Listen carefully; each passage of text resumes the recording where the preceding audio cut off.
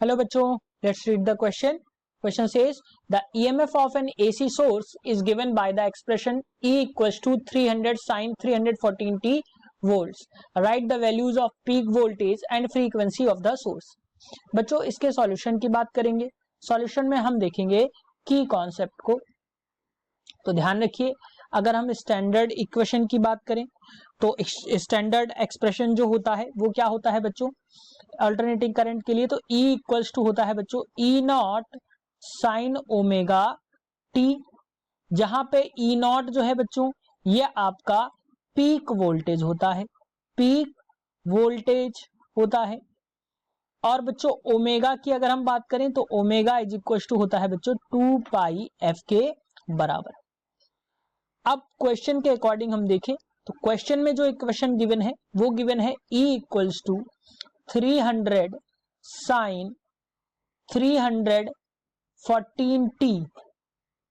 अब क्वेश्चन के अकॉर्डिंग हम कंपेयर करें तो जो E नॉट की वैल्यू हमें मिलेगी वो मिलेगी बच्चों 300 वोल्ट.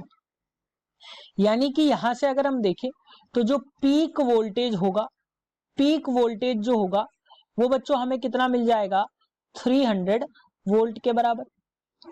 और जो दूसरी चीज है वो क्या है, यहां से जो गिवन है ओमेगा की वैल्यू, और ओमेगा की वैल्यू है 340.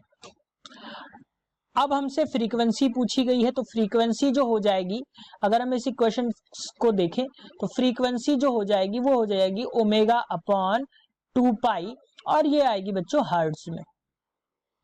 अब यहां से अगर मैं देखूं तो ओमेगा की वैल्यू है 314 डिवाइडेड बाई 2 पाई की वैल्यू हम रखेंगे 3.14.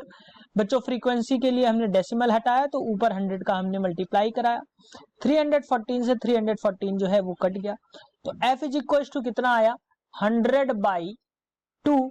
यानी कि यहां से अगर मैं कहूं फ्रीक्वेंसी की वैल्यू जो हमें मिली वो मिली 50 हर्ट्ज.